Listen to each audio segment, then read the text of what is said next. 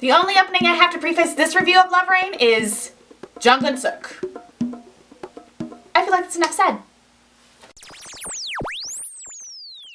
Love Rain begins in the 70s with a shy artist, So-in-ha, who passes a girl on the street and falls in love with her in 3 seconds. Exactly 3 seconds.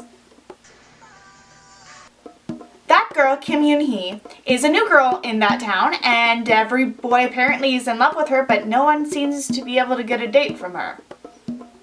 But one fine rainy day, the two fated lovers are stuck in the same building because neither one has an umbrella. In-ha wisely finds a broken yellow umbrella in the attic of that building that he has access to, I guess, and offers to walk Yoon-hee home. After this rather iconic scene of them walking so close together under this umbrella in the rain, In-ha decides to write a song about it called Love Rain. Then he fights with his best friend over Yoon-hee, and he wins her in the end. Sort of. They only share a small moment of happiness before In-ha has to go to the army and Yoon-hee catches tuberculosis and goes to America to die. Fast forward to the year 2012. Two people meet on a train, and those two people just magically look like the couple in the 70s. One is So-joon, who is a photographer, and he claims that he can make any girl fall in love with him in 3 seconds. Exactly 3 seconds. Sound familiar? The other is Jung Ha-na, who is a gardener and is rather spunky and awesome. As I'm sure you have guessed, these two are the children of the ill-fated lovers from the 70s. Indeed, somehow they found each other, and, well, they hate each other. At first, but then they fall in love later on. But then things get really interesting when the two from the 70s find each other again, and they start to rekindle their relationship. You know, seeing that she's not dead and he's not married to the crazy friend from the 70s. And then things get really stupid. But for the rest of the drama, you're just going to have to watch it and find out for yourself, or watch the rest of my review because I always bring in spoilers. There really are no side stories worth talking about. At all. I don't even know why most of the side stories were there. So I'm just going to say that they existed. Some of them were really sad, some of them were really annoying. Some of them were okay. I will note that the person that they got to play the older Hee-jung did an excellent job. She looked almost exactly like the younger Hee-jung and she did the same facial expressions.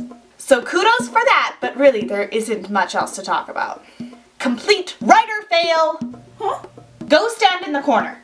Go. Okay. I will explain why it's a writer fail and other writer fails in the segment called Was It Worth It? But until then, you're just going to have to accept that I was very unhappy.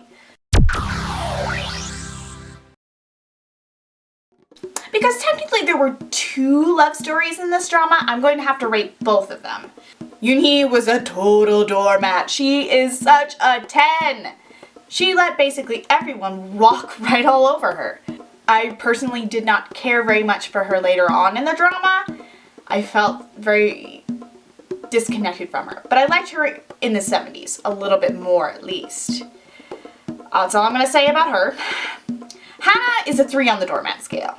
She doesn't get a 0 because she let stupid reasons come between her and June. Yet she never really let June walk all over her, so she doesn't get very high on the scale either. Now that I've rated them, there isn't much else to say. Not because they were not interesting characters, because they were. But as the story progressed, they began to stagnate. The writers did nothing with them. I will say, however, that this show did show off how well Yoona can act. In fact, it showed how well everyone can act in this show. Yoona is a very versatile artist to begin with, but seeing her being able to play 2 very different characters with 2 very different personalities and just a short time period of switching over is very impressive. I really had to kind of do a double take when she turned into Hannah because I was so blown away with the change. But once again, we didn't really get to see much of that later on. Writer fail! I know, okay? Sadly, Hannah is another victim of rule number 25 in the drama rules. Never make your man food! And it was spaghetti too! Did no one show her the educational video? I saw it coming and I tried to stop it! Oh, it was a sad scene indeed. but it kind of ended well. How upset can you be when you're waking up with Jung and Suk in your bed? Really? Can you be upset? However, the Italian meal did bring down the wrath of the drama gods onto her life. If you watch closely, all the horrible stuff happened pretty much after that meal. Things got so bad. So please, we need to spread the word. We need to stop this epidemic in Dramadom.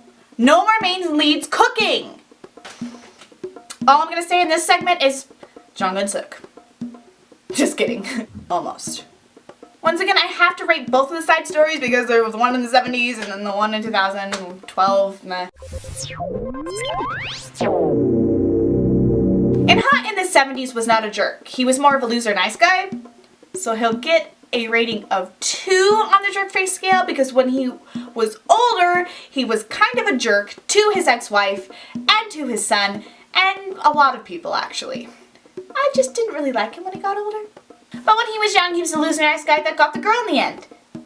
For a little while, but then lost her and thought she died. Even when a loser nice guy wins, he loses. And now for the real jerk face in this drama. I am giving Jun a 10. He was almost like Gun Junpyo, but he had some underlying traits that didn't make him quite as much as a jerk. For example, how nice he was and how caring he was to his mom. So he just gets a 10. But that doesn't make the 10 better. He was not so nice.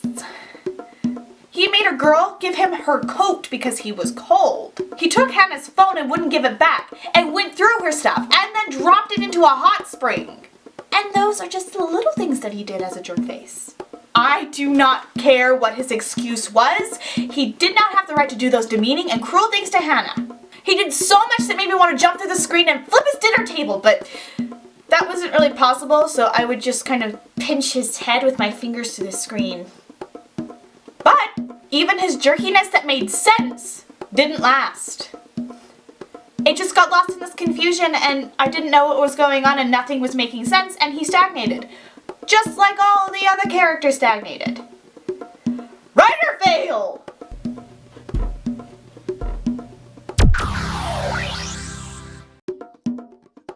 I actually have no clue why there was even a loser nice guy in this drama. And there were 2. Just 2 in the 2012 story. There was one in the 70s as well. And none of them had a point! So even though they were kind of nice, they didn't really threaten any of the relationships. They weren't intimidating and I didn't really feel like any of them deserved to win the other girls. They were really... Are you loser nice guys? What are you? So I did enjoy some of their characters, but no, they didn't have a point. So I'm going to give them all a rating of go home, you're pointless and pathetic. Writer fail! This is a Jung and Suk drama, and if I told you it wasn't worth it, I would be sentenced to death by Asia's prince himself. Just kidding. Almost. All Jung and Suk dramas are worth it! Regardless of how stupid the writers were. Really, Katie and I love Jung and Suk dramas. We love them so much that our nicknames for each other come from You're Beautiful and this drama. So I basically am required to give it a 100% on the DW scale. Because you just can't go wrong with Prince JKS. However, if it wasn't for him and his epic hair, I would not have given it such a high rating. The problem with this drama is that the writer started off very strong. The story in the 70s was inventive, cute, and it didn't go on very long, so I didn't get bored. And then the switch to 2012 was so exciting and different. I was really looking forward to seeing what they were going to do with it. It was so captivating. If you don't believe me, just watch the fountain kiss scene. It looked like they had a plan, but they didn't. All the setup just started to fizzle. The elements that they added to create suspense didn't make sense. Not to the characters, and certainly not to the storyline. And with every episode, it just got worse. It was like I could see the writers panic with every episode. It was so obvious that I even imagined what the writing process must be like for this drama.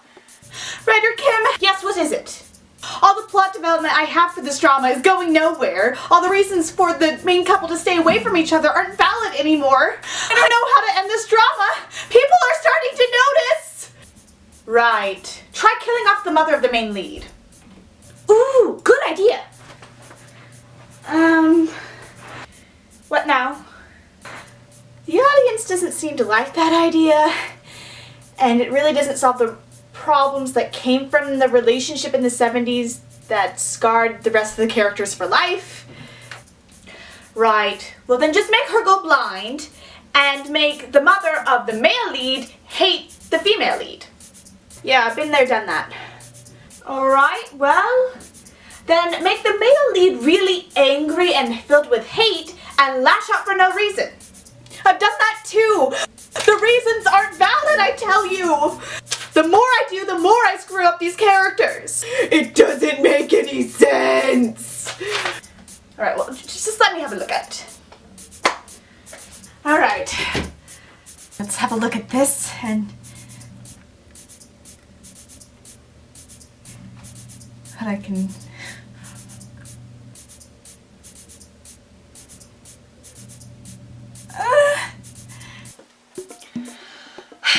all I have to say to follow this up is, don't expect much from the ending. We're sorry, the number you have dialed is not in service at this time.